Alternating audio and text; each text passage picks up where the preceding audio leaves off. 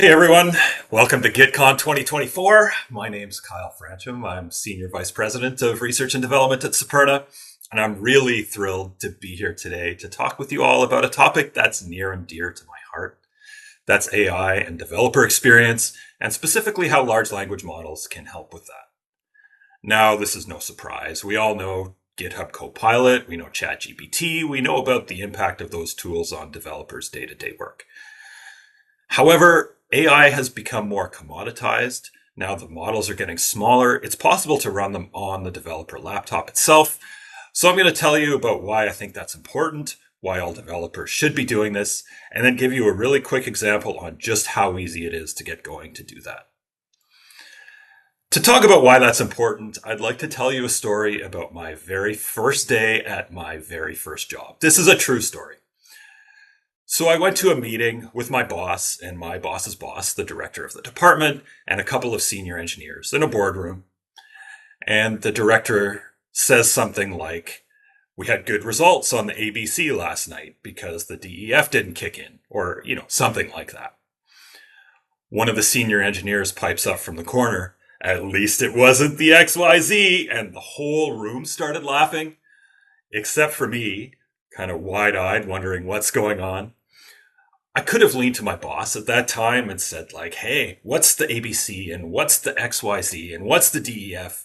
But you don't interrupt a stand-up comedian when they're giving their act. It just really wasn't the time for me to ask those questions. Eventually in my career, I learned what those meant, what the ABC was and the DEF, and maybe even why the XYZ was funny. Later on, as an engineering leader, I hired a new developer straight out of school, bright-eyed, super intelligent, just ready to take on the world. I was working with him one day, and I don't remember what it was about, but he showed me this document. He'd compiled a 40-page Google Doc where he put all of his thoughts, his learnings, his little tips and tricks. His name wasn't Fred, but let's just pretend it was. And he called it Fred's Master Document of Knowledge. In that moment, I learned a couple things. The first was that as a leader, I had people working for me who were experiencing that same level of discomfort and unknowingness on their first day as I had experienced on my first day, all the way back in my first job. And the second, more important learning was that even if all of the organization and documentation exists to properly teach somebody about your organization, your company, their job, the tools they need, that documentation existing is not enough. The hard part really is knowing where to look. And I've experienced this throughout the years, and I'll bet that many of you have similar challenges in your organizations. Information exists in so many places, Confluence, Google Docs, Slack histories, Git commits, Jira, and the people who are successful are the ones who know where to look. And I'll make another bet is that many of the people who seem to know where to look probably have some variant of their own master document of knowledge where they keep an index of things that are important to them. 5 years ago, this was a great strategy. But as our tooling changes, it's time to level up. LLMs now can be run on the laptop. We can index our own master documents of knowledge and have this available to you in your own development environment quite easily. You can make the argument that organizations are starting to run their own LLMs to index all of these things, and that's true, right? A central LLM is good for an organization to do, and it can have a pipeline to build in things like Jira, things like Confluence and Google Docs, all into a central location or repository for you. But that's not enough. Everyone has their own private thoughts, meeting notes, locations, tips and tricks. And as our master document of knowledge grows, it becomes harder and harder to parse out what's there. So put that into an LLM, index it, and be able to ask the questions in your environment when you're working. Let's get into how to do that. All right, so these instructions are going to be for Ollama. There's other ways of doing this, and this is a space that's changing very, very quickly. So what's here currently now may be different in a few months or a few years if you're coming back to this talk, but overall, the premise and the outline should be about the same. So on Ollama, you can go to this site. It's a large language model that's produced by Meta, owners of Facebook. And they have different models that are available. Some are larger, some are smaller. Really, to get started, I'm using Windows Subsystem for Linux, WSL on Windows. One of the easiest ways I've found. There's other ways, but if I go to download, go to Linux here, it really gives me just a single curl command. I'm going to take this and paste it into WSL and hit enter. Give my password. And really that's it. I'm going to pause here and come back when this is downloading. We'll see how it looks when the download is complete. Okay, so at this point, Ollama has been downloaded. It's running locally. You can check that it's started, with the Ollama ps command. Nothing running. Now we have to go and actually download a model. So this is the framework to run it, but we need a model to run locally. Good place to go to look for that is we can actually go to the GitHub of Ollama. And if I scroll down here, there's a listing of the different models, but what's important is this little note. So you should have 8 gigs of RAM to run the 7B models, 16 gigs of RAM to run the 13 billion models, and 32 gigs of RAM to run the 33 billion models. That's the number of parameters. For me, actually, I like to really start small. So Llama 3.2 is a newer one. It has only 1 billion parameters, but it's pretty good. So I'm going to start there. And if you see, there's this Ollama run Llama 3.2 command here, we can just take this and straight up run it. So copy that, paste it into my terminal, and it's going to give me a local LLM that's running on my own laptop. And we can query it, what is the 14th digit of pi? I'm not too sure, but interesting. Look at that. So, it's pretty chatty as a response, and it gave me the first 50 digits, but it couldn't tell me what the 14th digit was. So that's kind of an example, right? I bet you if you asked ChatGPT what the 14th digit of pi is, it would give you an answer. And then just to point out that this also works in the VS Code terminal, so I can, Ollama from in here. And if I wanted some contextual information on, programming or whatever, I can say like, write me a Python snippet to read a file from a file system and print it to the terminal.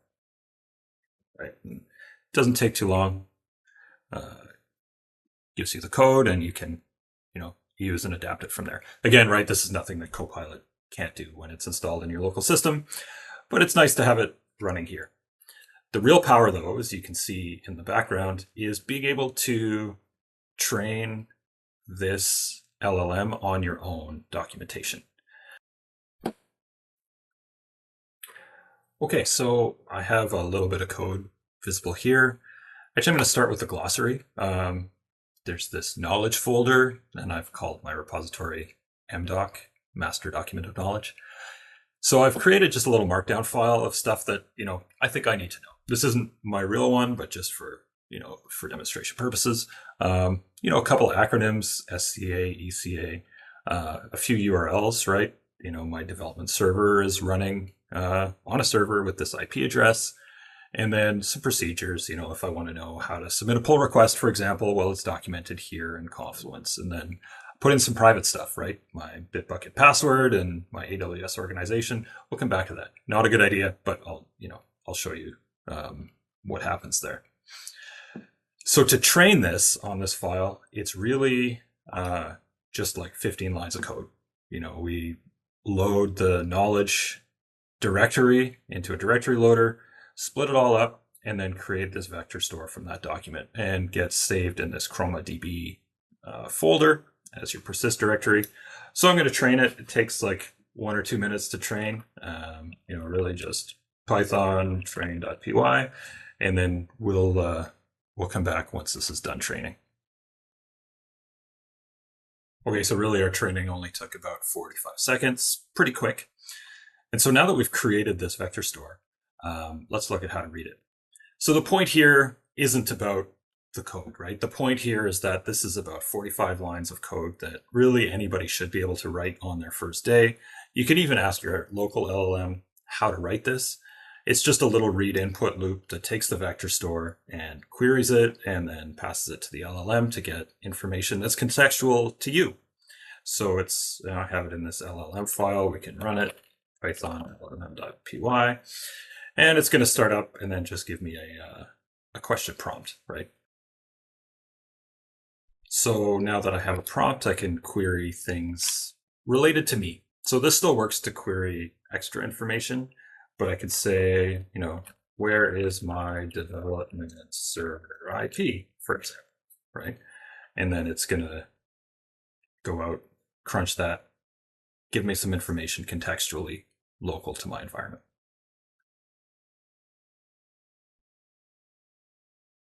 So here it tells me my development IP is on 192.168.1.141.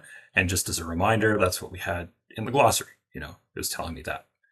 I can ask it some other stuff. So, where is the procedure to submit a pull request?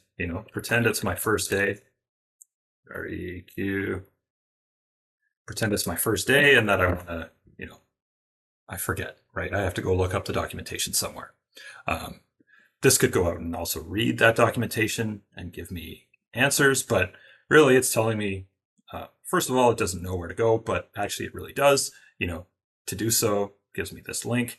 And actually, if I wanted to, I could just control click this and it would bring it up, in an external page for me to follow. That's quite handy.